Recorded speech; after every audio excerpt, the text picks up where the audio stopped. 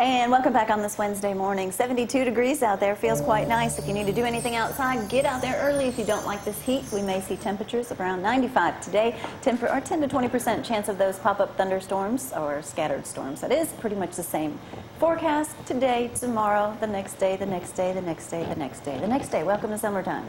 And don't forget, Handy Festival starts, I think, this Thursday over in the Shoals. If you've never been to that, a great thing. Our buddy John McGee's doing a thing over there Saturday afternoon at his attorney office there in Florence. I think that starts at 4 o'clock. We'll talk more about that. Benefits the Boys and Girls Club. Yeah, Boys and Girls Club. Daniel Metcalfe this morning, you're down at Emmanuel Baptist. Been there how long? 12 years. 12 years. Who's the senior pastor down there? Dan Hughes. And y'all services are when? We have Sunday school at 8:45 and service at 10 on Sunday mornings, and then service some Sunday evenings 5:30. Sometimes we're in small groups in homes. Oh, okay. In the summer, we're typically in service at the church. You know, I was reading the story the other day, and John Dees talked about this the other day at Cross Point. There are some cities and states now, you cannot have a group gather at your home. It's illegal. Is that unbelievable? Yeah, to have church, to have home group services. We've been doing that for a few years. Well, it's legal here. And we've enjoyed it. It's been good. We'll have a Bible study, and usually everybody's doing the same Bible study, but we break up into homes. All right, you graduated from Sanford with a degree in music. So Yes, you're the sir. worship minister. Yes, sir. I am. I'm the music guy. Yeah, so you go around a lot singing during the day? I do, and do sometimes with the kids, even at home. You know, we just make up silly songs. That's one of our things that we do. Yeah, I've seen the one, we'll get to it later, the one about the potty training at the end of the book, toward the end of the book here, so you can sing it for us later. Yeah. But you got 4 kids. I do. Huh? Two Now, girls, 2 boys. What possessed you to Possessed. write a book? Well, actually, that book was birthed out of devotions that I wrote for our church family over the course of 7 years. We were actually looking for a senior pastor at the time, and one of the resumes that came in, the senior pastor that had sent in a resume, mentioned that he had done devotions with his church family, and I kind of thought, hey, that sounds interesting. I think I might like to do that. So shortly thereafter, I started writing a daily devotion, and wrote one pretty much every day, like I say, for 7 years. And after a period of time, the church family all kept saying, you need to turn this into a book, you need to turn this into a book. Had several people over the years encouraging me to do that, and so finally I decided, okay, I'm going to do that. Now my kids are getting, like I say, my oldest is high school, I'm thinking about college, so you need to write the another book, book. and maybe you can help fund my college, kids' college education. Now, I noticed with your 4 kids, you take each kid, and even your wife, and you you tell a story about them. Yes. And then you intertwine it with something from the Bible. That's right. That's right. That's the way that got birthed. Every story has a scripture at the beginning that kind of sets the groundwork for what I'm going to talk about. But they're just daily occurrences, things in our lives. You know, the point of that book is, so often we tend to think of God as creator and he's out there somewhere, but we have a personal relationship kind of God who is intimately concerned with our daily affairs and is involved in our daily lives. And so those stories aren't anything necessarily super dramatic, but they're just silly little things that happen to our family, and tie them in with the Word. But you say people get to a point and they just stop. Yeah, one of the things that the book talks about in there are times in our walk with God when we sort of hit a limit and we're ready to sort of close off our relationship with Him. And so one of my prayers and hopes out of that book is that this will draw people into a further, deeper relationship with Him. Now, one of the ones that I remember most after scanning this book here is you're talking about your, I think one of your kids were going to ride a bicycle down this gravel road. Yes. And they were afraid to do it, and then all of a sudden, so when you said Sarah got on the bike, then I'm saying, okay, can I go back and I looked back and said, oh, that's the wife. But you said she's not Evel Knievel. She had a little spill on the bike. She did. We were at my parents' house, and there is probably about, I'd say, 40, 50-foot hill. And my son, Grant, was a little timid. Always has been. He's the one who's the most cautious about things. And so he didn't want to go down. Well, we didn't have our bikes with us. So it was the bike's fault. We just brought the kids' bikes. And I had ridden Grant's bike the day before down the same hill. Didn't have any problems. So you're more athletic than your wife. Well, now you're putting words in my mouth. But my wife comes back the next day and decides she's going to try it. And were the kids watching this? Grant and I. Oh. The other kids were at the house. They didn't see it. But Grant, now the whole point of this thing is for Grant to not be afraid. Not be afraid. So she goes down the hill, and at the bottom of the hill there was a little silt, you know, where the sediment had settled. And she ran through that, and it started fishtailing a little bit, and the next thing you know, over she goes. And I mean, she hit hard. Oh. She was going pretty fast at that point. And it's funny, you were talking about that stuff, that snail treatment. She actually used some stuff for a while that was like an onion-based stuff. Well, how bad did it scratch her up? Oh, wow. It beat her up pretty good. She looked like she got hit by Evander Holyfield or Mike Tyson or somebody right across the eye.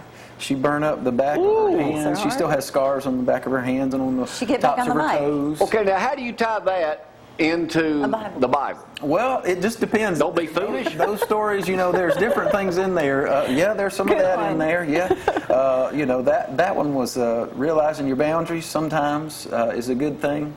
And but yeah, don't scare your child. Every story ties in some way or another. But yeah, she is not an evil Knievel. That is. Yeah, you've got one daughter that reads a lot. Yes. Anna is our reader. In fact, she's working some this summer at the library here as a page there. So you're able to take a little bit about each of your life experiences with your immediate family. Yes. And turn that and take that and put that into the Bible verses first, and then you tell the story. That's right. That's right. I would come up with the story first, of course, that something would just happen either that day, that week, sometime in our recent past that I'd be writing something about. And it would make me think of a scripture passage. And I would go to that, and then I would sort of write a little devotion based on that. Now, one of the stories I read, one of your, I think, just a little one or what, but didn't want to leave your parent, the beach. Yes, that was the Grant. He's also the one who can be the most melodramatic and cry. And yeah, he was sad when we were at the beach one time because our family typically goes to Orange Beach in the fall. Right. And one of those times when he was still little, he cried and cried and cried because his grandparents were going to be there for the month, and we were just there for a weekend. He wanted to stay with them, but he had to come back and come with us. I would have too. Broken heart, tore him up. All right, you toward the end of the book, you quote a song here. Heaven came down. Yes. Now, how does that go? A little bit. Heaven came down and glory filled my soul. That's how the chorus goes. But now, yeah, but the writings, yeah.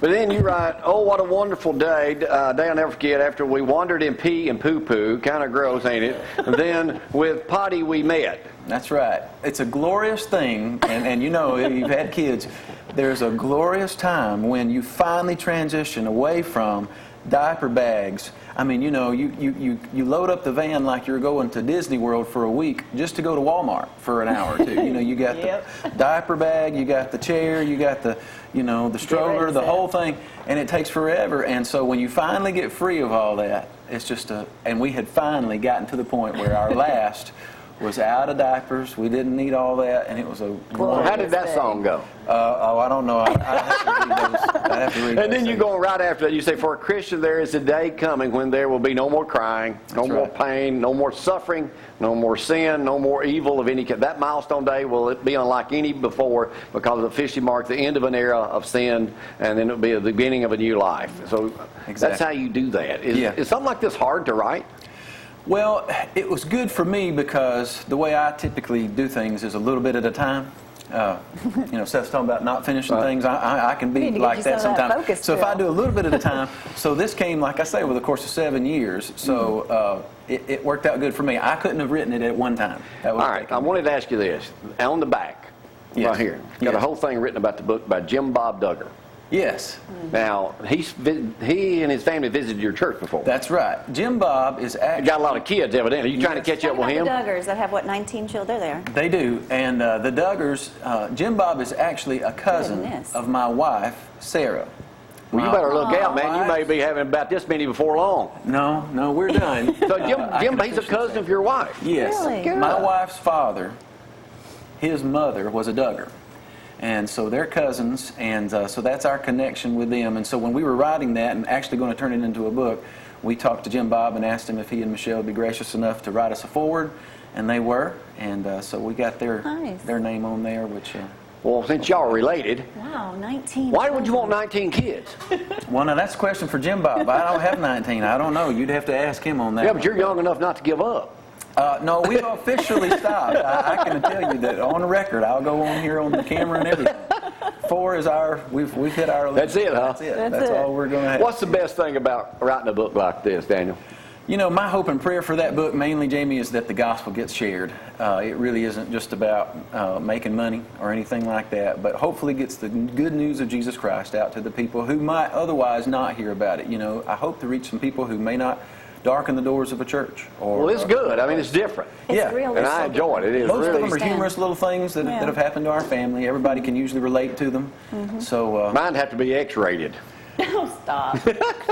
All right, again, where can they get the book? Get it locally at leaves Eastside his Pharmacy get it at down there with Billy. Side. Yes, you can get it at tapepublishing.com. Okay. Barnes & Noble has it on there online. It's Amazon. Can you get as it well. at your church? Yes, they can come and get it at the church. I'll be up there. Anything else we need to know about your life before I tell people what something might not be true? I don't think so. I don't think so. but Well, I thanks for appreciate you coming having up this morning, and make sure Rick Mole gets a copy of this me. He book. has one. He does. He's got it. It's a pleasure to meet you, and tell Jim Bob he ever wants to come up and bring all of his kids, come on up. I'll tell Man, you know what? If he ever got divorced, he'd have to pay out some child support. It would be a lot. I don't think there's any danger of that happening. They're pretty happily I married. mean, woo! Can you imagine? Yeah. I always look on the negative side of that thing. I said, man, you better stay with her forever. Yeah. It's a neat thing to see them, though. They have no really time to be bad. And the kids are so well behaved. Every one of them works, has a job in the home, of course. They all help take Have care of chores. the older ones, take care of the little ones. It's just a neat thing to see. 19 kids. Seth, y'all pregnant now? There you go. You got. Yeah, there you go. Daniel, again, thanks for coming up. Thanks for Thank the you. book. Don't forget, Glimpses of God. You can get it. If y'all need anything, y'all can let us know. Don't forget to go to our YouTube channel. You can see all this too, ZTV Cooper. And YouTube. Again, Daniel, thank you very much. Yes. Tell Rick Mole I said roll tide. I'll do it. We'll take a break. Be right back in just a second. Y'all hang on.